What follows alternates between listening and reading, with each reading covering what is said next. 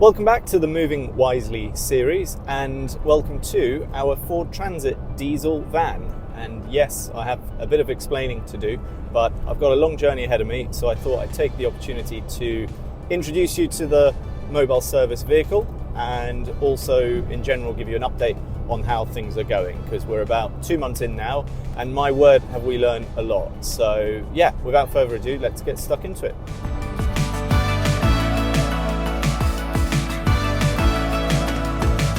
So yes, we have gone diesel, and I know that will come as a bit of a surprise to a lot of you, given that we are an EV specialist, and also that Martin had cheekily put a Volkswagen e-Transporter in the background of the video introducing mobile service. But actually I was on the road in this vehicle on the day that he was filming that, and that e-Transporter just happened to be in stock. But why have we gone diesel? Well, several factors, so let me plead my case and hopefully you can forgive us. First and foremost really is that our mobile service has a central hub, which is our base, London, and so when we are doing runs, whether it's up north, out west like I am today, we're generally going back to base, so the distances being covered on a daily basis are quite significant. And so, for example, I think, so we've been going about 2 months now in this vehicle. It's only being used half of the time, so I'm doing 2.5 days a week in the van, so I can focus the rest of my weeks on our imminent relocation. More updates on that to come soon. But even with it working basically just 2.5 days a week, I've already done about 4,000 miles in 2 months, just over actually 4.5. So I guess, you know, if it was working all the time, we're talking about probably about 5,000 miles a month, maybe even a bit more, so 60, 70,000 miles a year, which, you know, these diesel vans of this size are meant to do. But in an EV van, whilst it would work, it would be a real compromise. One thing to consider is weight and mass, and I'll go into that in a moment, because part of this learning journey was that I never realized how much weight we would be carrying. A lot of it's dead weight, but it's dead weight that needs to be on the van to make it profitable. I'll go into more about that maybe in a later video. Actually, I should introduce the van first. It's a 69 plate Ford 2 litre, I think it's EcoBlue diesel. From the forums, I generally understand that you can get about 50 miles per gallon at kind of motorway speeds, or like 65-ish. I have been averaging about 40 miles per gallon, and that's nothing to do with the type of driving. It's got a speed limiter on it, pretty much exclusively in 6th gear all the time, no aircon. It's to do with the weight and how all the things back there add up. So if you consider the EV option, okay, some of them are potentially offering a 200-mile range, maybe even a touch more. But if you added the weight that I'm carrying, I think you'd be in the mid-hundreds. So for example, today, I think with 2 jobs out west and then back to base, I'll be doing about 450 miles, I think. Either way, that'll be a lot of charging, and especially in winter, we don't have much daylight to deal with. AM jobs generally start around 9 a.m, 10 a.m, and then afternoon jobs are around sort of lunchtime or 2 o'clock, 2:30 at the latest, depending on the travel distances. So really it's 2 jobs, maybe a quick one between or on the way back in the evening. But if we had to stop, or if I had to stop for 3 hours every time we're doing a leg like this, that would be 3 hours in which we're not earning and we're not doing jobs. So unfortunately, this is a necessary evil going down the diesel route. I am, roughly speaking, getting about 550 to 650 miles from the tank. So again, I'm not having to even sort of pop around and refuel very often. I can just stay on the road and kind of do it every second day. So there is unfortunately an argument for that, and don't get me wrong, we are obviously EV dealers, we absolutely love EVs, but we are still in this period where you can't just expect every fuel source to be right for every application.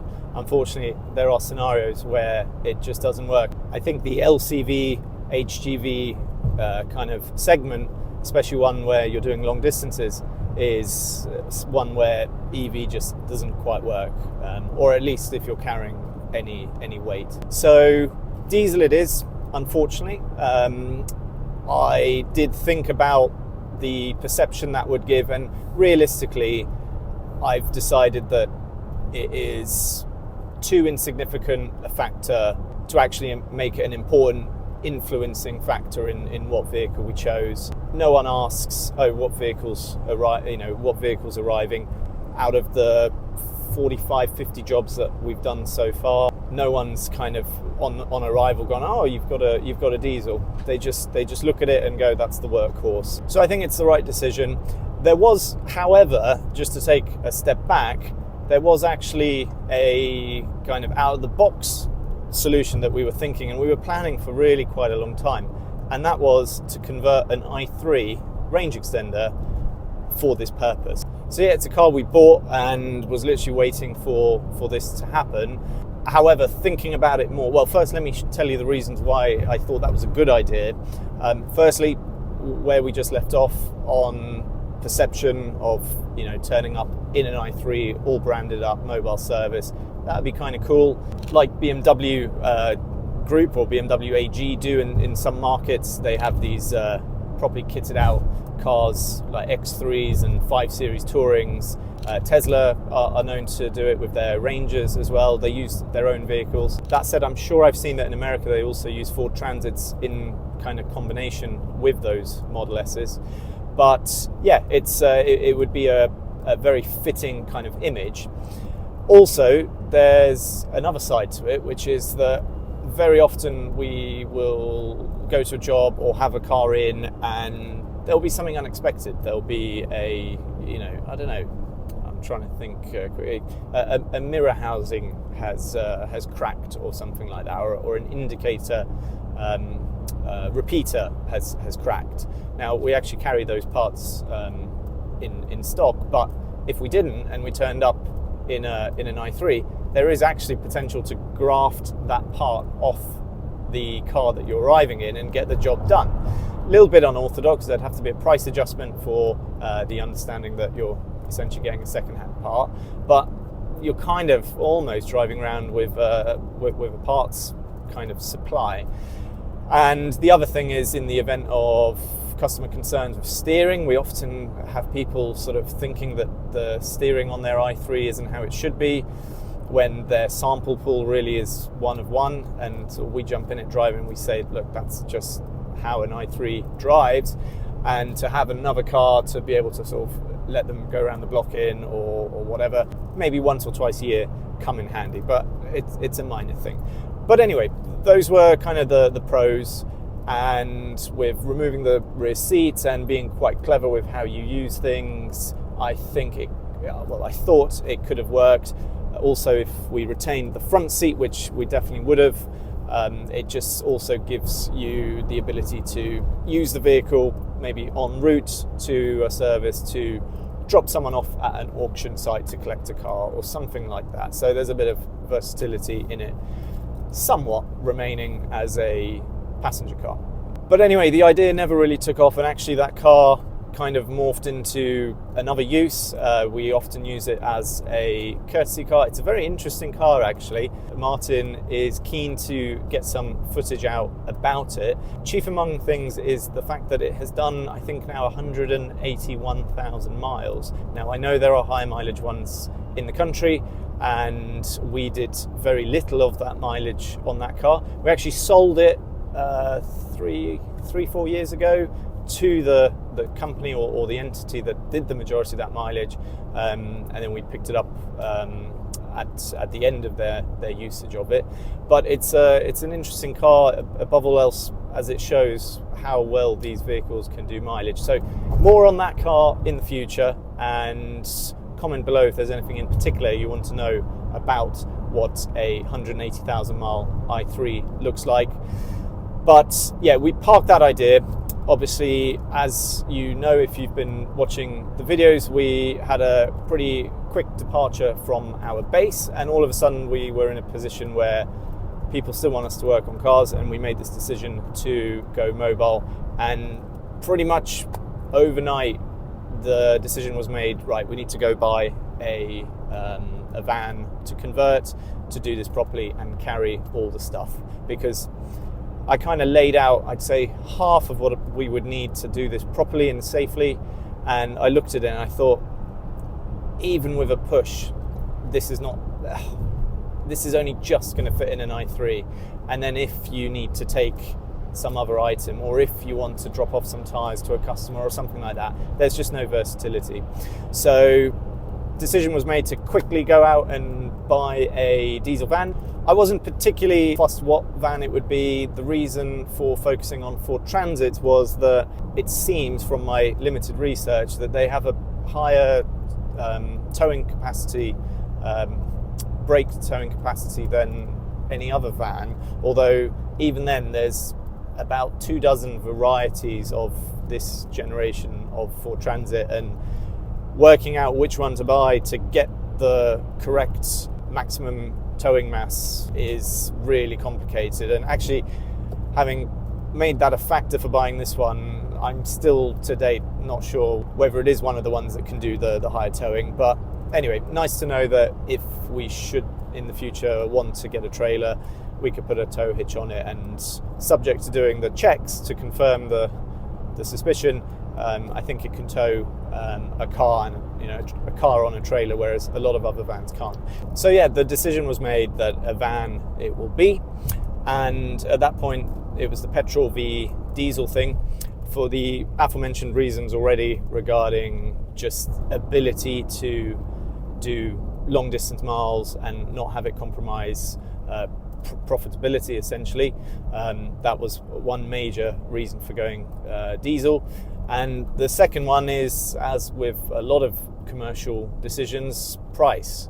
Even with EVs having come down in value very nicely on the used market, ID Buzzes now can be had for maybe under 30, and you can get the Stellantis size vans, which I don't think have quite the same range. I think they're 50 kilowatt hour batteries potentially. Maybe there's a larger battery, but even then I think they might even be in the late teens now plus VAT. That's still a big number in comparison to like 5 or 6 grand plus VAT, which is what you can essentially go out and buy a pretty ropey but nevertheless functional Ford Transit 2-litre diesel. So yeah, this particular vehicle popped up. It had some racking in the back, which I kind of thought, well, might be of interest. Although what we're doing is quite niche and will probably require some kind of bespoke stuff, it's good to have a starting point. So that was relatively appealing on this one. The main thing was the towing capacity, which I've already told you about, and actually ended up being a complete non-starter. But yeah, it's a 69 plate, it's done 125,000 miles, and it had a full Ford service history up to 100,000 miles, which is a nice peace of mind. So yeah, basically jumped straight on it. Emma went to pick it up and she rang me just to basically say all good, a little bit scruffy as we were expecting for the money, but seems to drive fine. And I think for whatever reason she was opening the tailgate at the time, and she just sort of made a passing comment going, oh, it's just this tailgate's sort of really heavy. And I kind of stopped and said, well, what do you mean? The barn doors are, you just swing them shut, it's nice and easy. And she sort of said, well, no, this has this huge tailgate that you have to kind of make sure you're parked at least 2 meters clear of anything behind you to open. I just thought, oh no, we've made a real mistake here. I've managed to sort of buy the one panel van Transit in the country that has a tailgate. And actually since then I've been keeping an eye on the road for fellow Ford Transit drivers, and it, it really is a rarity. You see quite a lot of crew cabs with the tailgate, but a panel van with a tailgate is really quite rare. However, a lot of them are yellow or orange, and that says a lot. Anyway, it arrived back and I thought, what have we done here? This is going to be awkward for parking and whatever.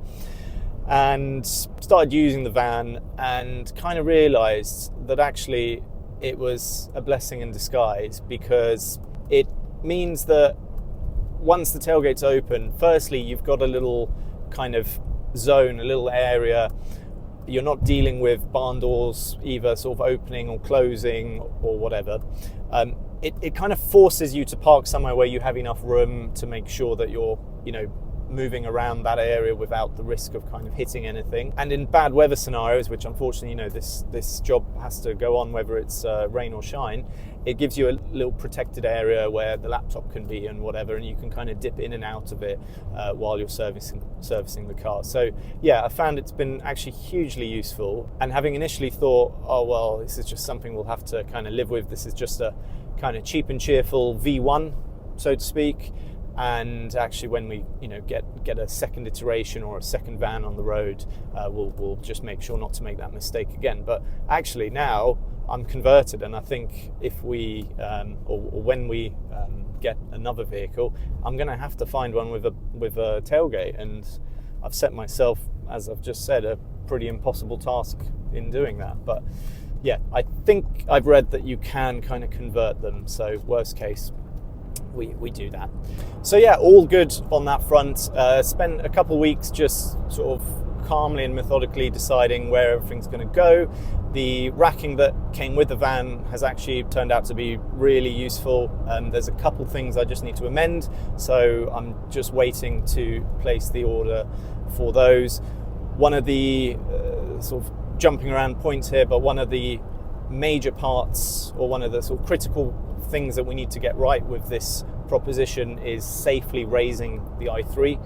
And to do that, we've commissioned our friends at Grid, or Gosling Racing, Sean there, to design these essentially jacking beams for us. V1 was good, however there's a couple sort of little teething issues. He's still working on perfecting the design. Then once I've got them back from Sean, I can decide exactly where they're going to live on the van, make sure they're securely fastened because they're quite heavy, and then choose the last bits of racking around them. So all going well essentially, and hopefully I've made my case for why we went diesel, and hopefully you can understand. Obviously it's a fluid thing, and in time, as our business focuses on this more and more, and maybe there'll be multiple vans, then we can reassess the argument for buying an electric one. And as far as I'm concerned, diesel was the right choice, and so was this Ford. Or so I thought, as literally a week or so into doing these jobs, I was merrily driving along listening to my podcast. I was tuned into Johnny Smith, and they were doing a very funny piece about some wet belt issue that plagues Fords. And I generally know that the Ford Fiesta, the 1 litres, have this EcoBoost engine, and I believe that's got this EcoBoom or EcoDoom failure. So we've always generally kind of been careful with those in part exchange and stuff, and it's just something you know about in the motor trade. I'm listening along and kind of laughing away at the jokes, and then sort of the penny dropped that actually Ford Transits are also affected by this wet belt saga, and in particular it's the 2 litre, not the 2.2, and this is the 2 litre. So there I was going, here we go. And I sort of looked down, and they're sort of talking about these things failing as early as 50,000-60,000 miles, and that Ford have recently adjusted their official stance or guidance, that I think instead of them being changed at 150,000 miles, you should be changing them at 100,000 miles. So I look down and I go, right, this has done 122,000 or 123. I'm like, great, I'm literally driving along in a ticking time bomb here. So that was a bit of a surprise, and I guess ultimately maybe a bit of a naive moment. But got home, did a bit of research, found some really useful YouTube videos about how changing this wet belt works, and it is luckily a sort of a serviceable item, and the engine's been to a certain extent designed around getting at it. You've got to take the headlight out. It's quite a lot of work, and realistically, having not done it before, it would probably be 2 days of work, and you've always got that kind of uncertainty of, do you know what you're doing? Like with any i3 job that we did for the first time, motor mount, replacing the motor, replacing a KLE. Once you've done a dozen or so, things are a bit different. So I made the decision just to get someone in, and so reached out to a few people. A lot of them, interestingly, actually do the job mobile, so they'll travel up and down the country and do it mobile. Anyway, the people we found, a chap called Martin, very nice guy. He came, did the job, and actually also as part of his service, he's a tiny bit more expensive than others, but you can understand why. He does a full service, all filters, fuel filter, pollen filter, air filter, and he uses all Ford genuine parts, genuine approved Castrol oil. It was just over $1,000, but ultimately he was at it pretty much all day, and as far as I'm concerned, it gives us peace of mind. The last thing we want is to be calling customers and saying, sorry, your service that you've booked and you've maybe taken a day off work for or whatever is now not going to happen because the van has broken down. And, if from my understanding, if this belt does go, it's not just a case of popping in and getting it changed. You're talking full engine out rebuild, or probably just a new or reconditioned engine. So, was it a mistake? Well, I think given we got a reasonably good deal on the van, I'm not too bothered. And actually, in comparison to leasing a new vehicle and paying £400 a month for something new, this is a cost that I can spread out over the next few months. And at least if we ever sell the vehicle, we've got the invoice to show it's done. So now hopefully with that done, the vehicle's essentially ready to really crack on and do some mega mileage. Obviously we're going to have tyres and things like that as they wear, especially with this kind of mileage. But as a workhorse, as a kind of V1 testbed or proof of concept, I'm very happy with it, and I might just next time look out for one that's already had the wet belt done. That's the only thing. A full video walk around of the van showing you the intricacies of everything I've done and how we've decided to do it. Essentially like a bit of a van tour video will follow. I'm just waiting for those jacking beams to come back from Sean so I can finish everything. Also, we've got some crafty ideas regarding graphics and signage. So again, this video is already getting quite long, so we'll leave that for another time. I'm about to reach my first customer of the day, so I'll try and maybe get some shots of that happening.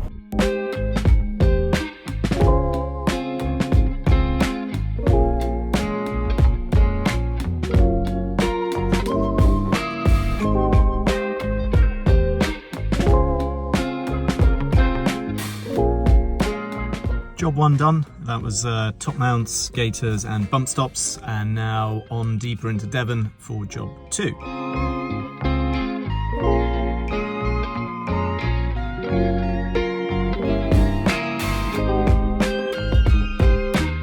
So the big question is, how is mobile servicing going for us, and do we regret it? Should we have just stuck with what we were doing and taking appointments in a static location? Well, firstly, a static location is still very much on the cards, and we are still working on that and having a base, which I think from previous videos you've probably worked out will be in London.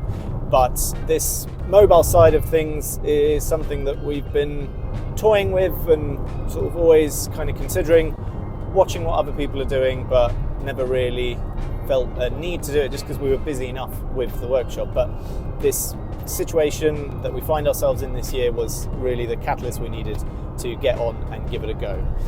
So 2 months in, and has it all been a big mistake? Well, no. I think we've untapped a real additional kind of stream of income that we probably wouldn't have otherwise had. It's been a big learning curve. We obviously have looked at what others are doing, but we didn't really want anyone else's process to dictate or influence how we decide to run things. So we really looked at it with a blank canvas and thought, right, what would be the best way to do this? So Between Martin and I, we came up with a simple but effective kind of diary system which critically has a map view. And I guess a lot of people are wondering, well, how are we managing to kind of cover the whole country? Well, we are on the basis that we're tapping into two kind of key aspects of most bookings, which is that firstly, a lot of people don't necessarily need what they want immediately. Maybe they've got a service, in which case really you've got 23 months notice, as in 23 months ahead that you need a service, but also things like getting a 12-volt battery replaced before winter because the car's 6 or 7 years old, or you've had an MOT and been told your motor mount's torn or something like that. That one really shouldn't wait too long, but nevertheless, point is you can kind of plan ahead. Obviously there's always kind of last minute things, there'll be an error message or what have you, and we see to those as well. But that's the first thing, that not everything's due immediately. And then the second thing is that people are to a certain extent flexible, or a lot of people are flexible if you give them kind of enough notice. So what we do and how it works is essentially for a fresh booking, we're roughly, I think at the moment we're looking at about mid-January, and it's mid-November now, so about 2 months ahead, kind of same lead time as we used to be. And it's essentially, pick your date and pick your time, AM or PM. Then we've got this diary basically, which shows us obviously all bookings, and if we get inquiries from people who want us to attend sooner, or they've just noticed on the beginning of the month the car's told them that it needs a service or whatever, our sort of calendar system will show us when we are passing that area or in that area, and we essentially start backfilling those days on which we only have one thing. And then obviously once we've kind of batched up 1, 2 or 3 potentially things on a certain day, that turns into a full day and it disappears off the map view on that calendar. So pretty simple, pretty rudimentary. It's working pretty well. I'll try and overlay some footage of how that works. I guess we have to be a bit careful with blurring out a lot of details, but so far I think we've done 40, maybe 45 bookings, including today, and then I think we've got as many as 50 in the calendar and another 4 or 5 in the kind of to be confirmed column. So pretty productive, and of those I would say more than 50% are bookings that we probably wouldn't have taken if we just continued with a static location. Some of them will be people who have come to us before and would have come to us again, but at the moment with no roof over our head, they don't have an option, so we're having to come to them.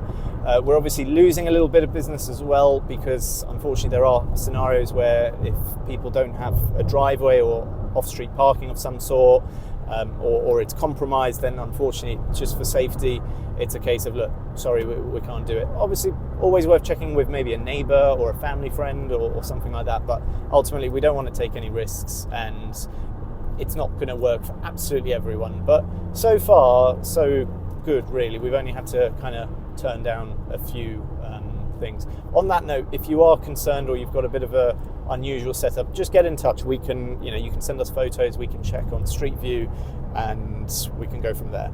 So that's how the calendar's working for us, and the really cool thing is it's scalable. If we get another van, and or as we move into i4 and iX, iX3, etc., electric Mini, we might have a few vans or whatever, and although it's a simple calendar system and sort of diarisation system, it can be scaled to deal with several vans and handle a lot more bookings than we're currently using it for.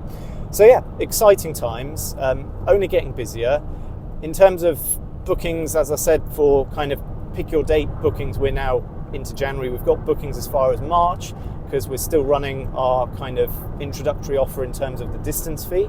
So if you need more information about that, maybe watch the video Martin did. I'm sure we'll link that above.